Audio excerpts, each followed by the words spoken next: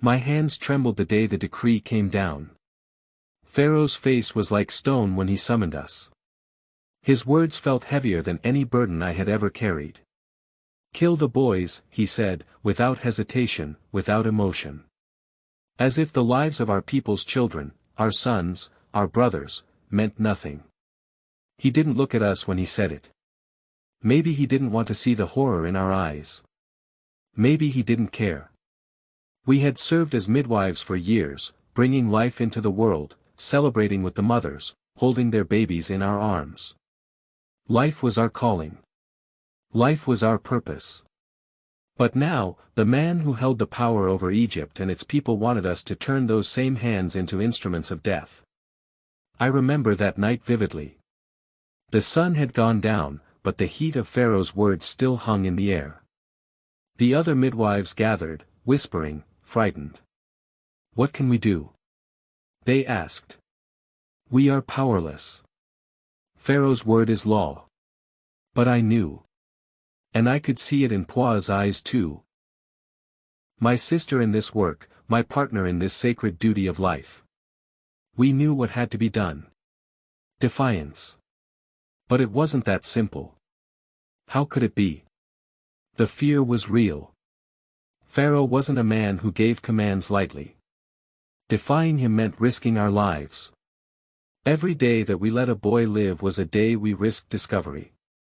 And if he found out, it wouldn't be just our deaths, it would be the death of everyone we loved, everyone we had ever helped. His cruelty knew no limits. The dilemma was crushing. But even in the weight of it, something stronger stirred in us. Was fear supposed to silence us, break us? Was this all we were, servants of a king who had forgotten justice, who had lost his soul to power? No. We were midwives. We were women who stood between life and death, with the power to choose life. And we chose life. I remember the first boy who was born after the decree. His mother looked at us with tears in her eyes, not of joy, but of terror. I held the child in my arms, and for a moment, the world seemed to stop. I could hear Puah breathing beside me, her eyes wide, waiting for what we would do. And in that moment, I knew. The choice had been made long before.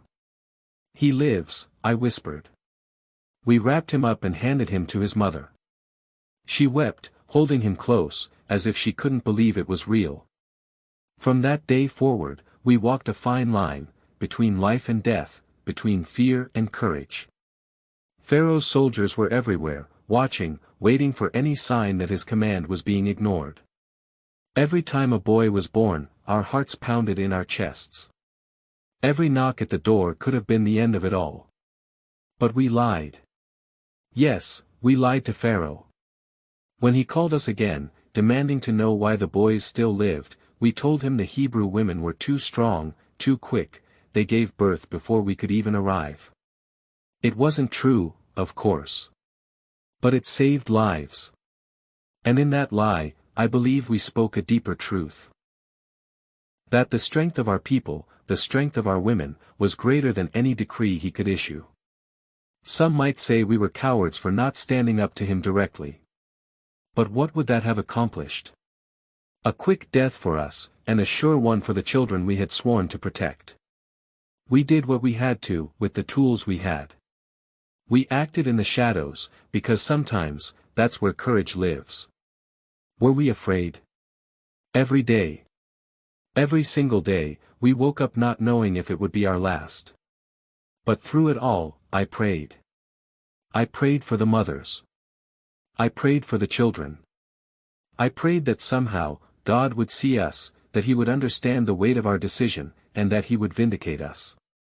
And He did. Oh, how He did.